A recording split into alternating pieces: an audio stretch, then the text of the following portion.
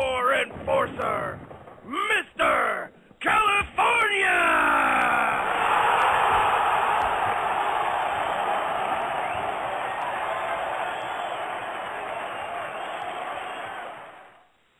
Oh, yeah. Another episode of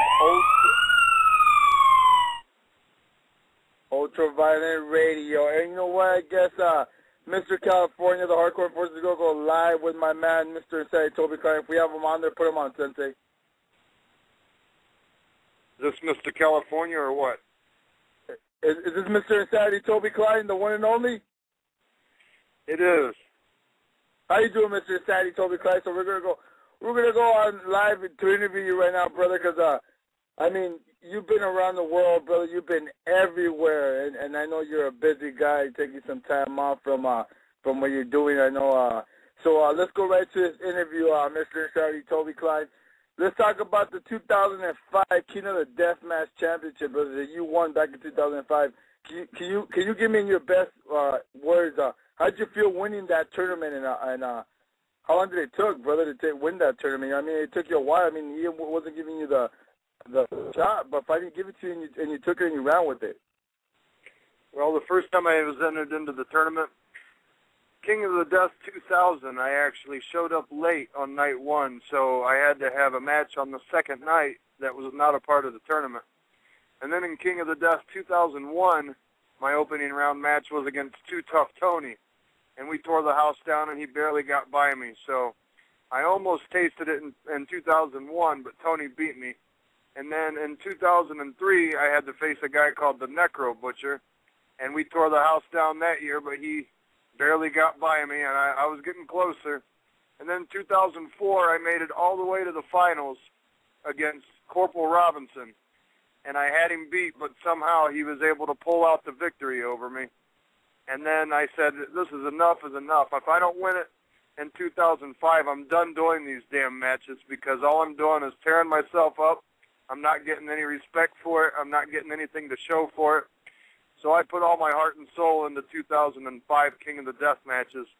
And sure enough, it came down to me, J.C. Bailey, and the Necro Butcher in the finals. And I was able to pull it off. I gave Necro Butcher the Death Valley driver off the apron to the floor, paralyzed him for about 30 seconds. He couldn't feel anything. But I had to do something crazy, because he's going to get up. If you don't leave him paralyzed or dead, he's going to get back up. So I had to do what I had to do, and I won 2005 King of the Deathmatch tournament.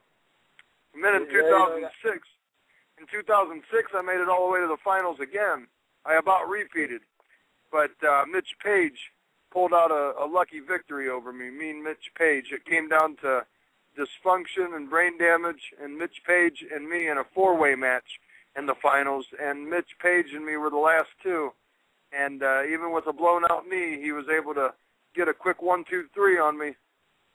I had a gash in my arm that needed several stitches, but it was squirting blood out everywhere, and I was trying to hold my tape around the cut, and it distracted me just long enough for him to get the pin on me. Yeah, you know what? Actually, I've seen both. I actually own those both death matches, Toby. And 2005 was, you know, I mean, I got a lot of respect for Toby Cline. I mean, we've been in the ring before, back in 2007. You know, in a match out here in Florida Park, California. A really, really bloody match when you actually put a saw over my head, man. And people still talk to this day, brother. They still talk about that match. And then, I mean, it was a bloodbath, man. You know what? It was my first time going against you. I mean, I just seen you on, you know, on IWA Mid-South. I've seen you a couple times on Combat Zone Wrestling, and you know, I really didn't know who you were, brother. I mean, I heard the name and I see some of the matches, but I never like, you know, met you in person. You know, I come to be, you know, XWW, you know, called you up, I know, and they brought you down, brother, and then they had you versus me, man, and I mean, there was all kind of weird weapons, brother. There was even that board that you used against Madman Pond. Remember, if you remember, Toby, that board with the number 2 lead pencils, brother. You know what I mean? You really didn't do no Madman Pond on me, but I mean, you still threw me and you stuck my head in them, because I mean, I remember those. You put them right there, and then that was a bloodbath, man. And I mean, I mean, I remember you got really seriously injured, man, and I mean, you talk about it on your DVD on Smart My Video that I actually saw. When you talk about the light tubes, yeah. When I got back home, I got really sick, and I went to the hospital, and they said that I had mercury in my blood, and it was from that match. So, you son of a bitch, when I get back out there, I'm going to bust a couple tubes on your face to see if I can give you mercury poisoning. Oh, shit. Oh, come on, Toby. Don't get all mad now, brother. It wasn't me, brother. I didn't bite those tubes, man. You know what I'm saying? There was other people. Don't take it all. They brought the cheap-ass tubes with 70% more mercury in them. But, hey, Toby, that wasn't me, man, so don't take it out on me. It was, I mean, those fans that brought those tubes, man. So I mean, you got to blame those fucking XWW fans, for all that crap. Well, maybe you point out the fan that bought them. Maybe that fan needs to get hit with them next time. Hey, you know what you need to do, Toby Cline, is chase the referee for a little bit, and I'll tell you which is the fan. And then when you're chasing the referee around, and then you fucking hit that fan with those tubes, brother. You know what I'm saying? When you come back out here, actually you're coming back out here April 29th, brother. That's what I'm hearing, man. Toby Cline's coming out here to do XWW again, and I mean, when we meet, brother, it's gonna be violent, brother, and vile. You know what I mean? April 29th is a Friday. Why would XWW run on a Friday for? No, that's when they run, brother. That's when the hall allows it, man. It's Friday night, brother. Well, Friday nights are good nights for ass whippings, I guess, then. So, Toby, moving on to this interview, brother. It's a pleasure having you on there, man.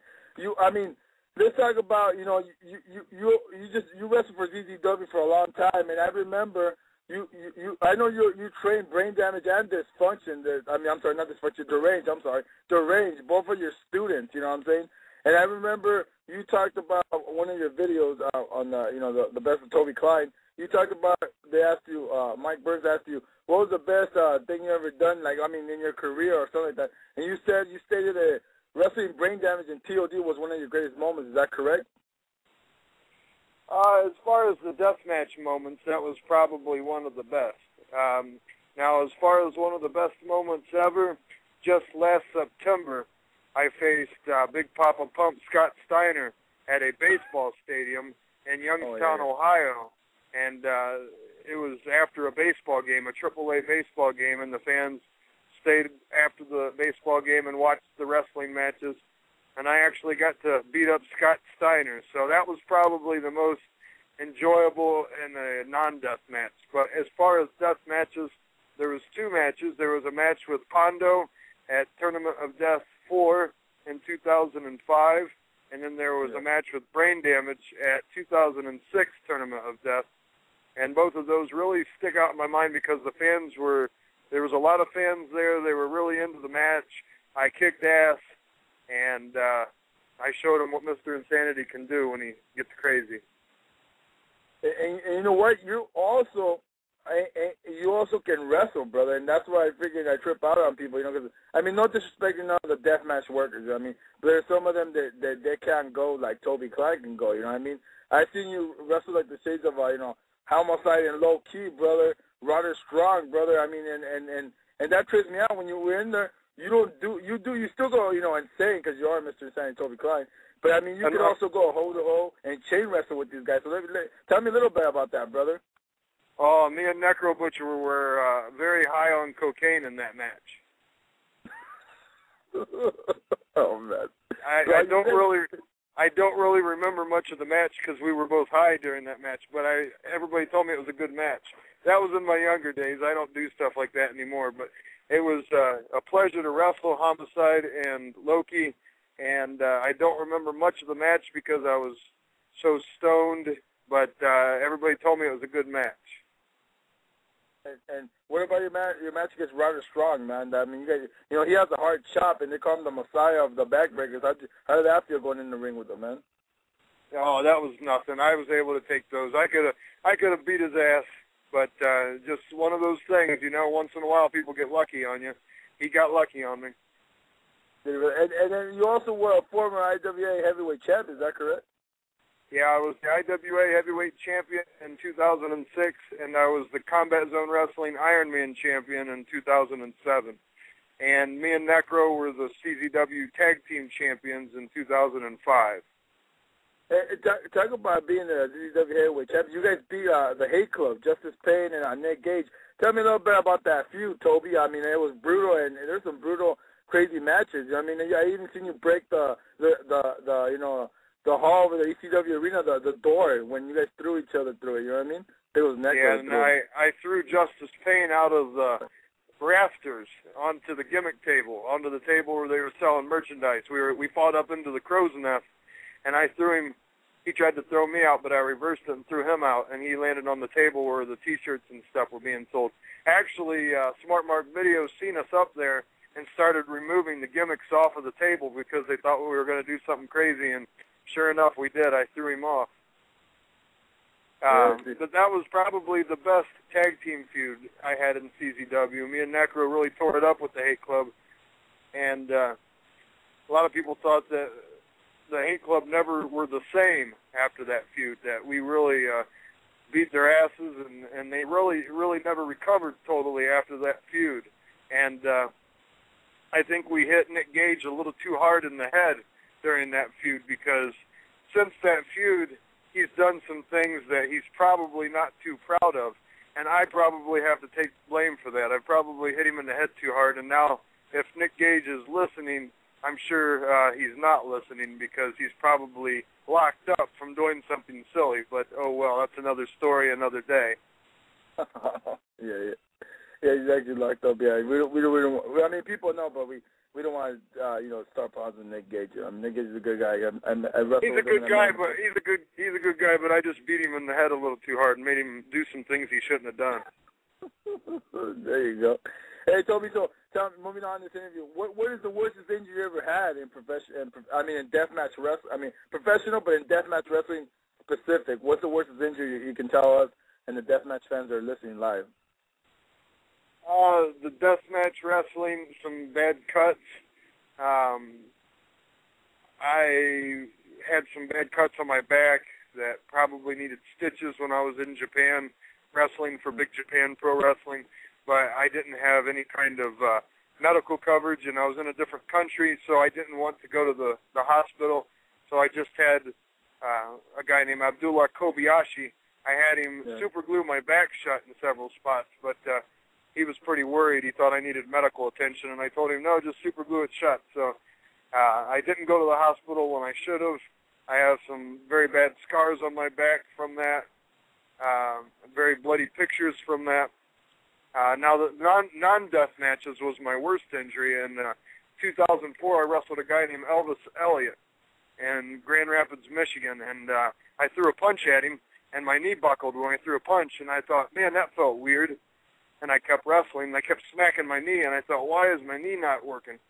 Well, I tore the ACL in my knee, the cruciate ligament, and I went to have surgery on it. I had an MRI done, and I went to have surgery because it needed surgery. And 2 days before the surgery, the surgeon died in a plane crash, and so I never rescheduled my knee surgery. So I've been wrestling on a bad knee for almost 7 years now. Oh wow. That's bad. But are you gonna get surgery on you, or that's it, man? You're gonna keep going like that? Right now, it's fine. I'm gonna have surgery after my career's done, and I don't plan on being done for quite a while, so it's gonna have to wait. Yeah, too. Toby Cline, you want to take a call, brother? We have a call, man. Do you want to take a call from a listener? Yes. All right. Put him on, Sensei. Hey, caller, are you there, caller? We got Mr. Insanity, Toby Cline. You have a question for Mr. Insanity, Toby Cline? Caller? Hello? Ain't no one there. Speak up. Hello? Ain't no one there, Toby. Well, they're scaring you, Toby. You're Mr. Insanity. You scare them off, brother. And no one freaking talking no more, man. My Lord. Let's move on this interview, brother. So, Mr. Toby Cline, how do you feel going to Japan, my man? I mean, Big Japan Pro Wrestling. Can you tell us how you feel? And who's out there besides Man Pondo? After I wrestled in Japan, that country was never the same. There's been earthquakes and tsunamis and nuclear meltdowns. Everything shit hit the fan after I left Japan. I was like Godzilla walking through that place. There you go. Hey, Toby, let me bring this back in 2007 when me and you stepped in the ring, man, we had a brutal fight, and it was bloody, and I remember that saw. I mean, I still don't know if I forgot that saw gimmick you hit me with. And then, I mean, I think it was back and forth, I mean, you know what I mean? And then after you were going to give me that Mr. Insanity driver, I slipped off right into a reverse DDT on a bunch of lights where I cut your back pretty bad. I mean, you know, what for me, how'd you feel about that match? How'd you like that match? And coming out of California, man, I think it was your second time coming out here. I had been to California for the another promotion. I won't mention which one, but I think that XWW was the best experience I had in California. There was another promotion that I went out there for, but the experience was much better wrestling for XWW. And to get to wrestle you after much hype, it was a good time, and I was glad to be able to do it, and I'm looking forward to a rematch because I can tell you this much, Mr. California. Some people can get me once, shame on me, but they don't get me twice. I'm telling you that right now. Nobody gets me twice, buddy. All right, Toby. You know what, Toby? You know what? I appreciate your words, man. But you know what? I think there'll be 2 and maybe 3 more times I'm gonna beat you, Toby Cline. I mean, I respect the shit out of you, man. You're a friend of mine, a hardcore brother. But I mean, this is my turf, Toby, and I think I'm gonna win again. So what do you think about that? I think maybe after the match, maybe I'll just move out there to California into the place that I inherit from you, because I'm going to beat your ass so bad in the match that you're going to be running out of California, and you'll be called Mr. Nevada or Mr. Texas, wherever you go after you leave California. You're going to have to find a new name because California will be my turf after that night. Mr. Sandy, Toby Cline, I know you have a school in Shelby, Ohio. Is that correct? It's actually still waiting to open. It was supposed to open in January, but there was a flood in my hometown, and the building was flooded. They've had to renovate the building. They do have a ring up now, and there's a martial arts school that's in there, and they've opened martial arts training classes.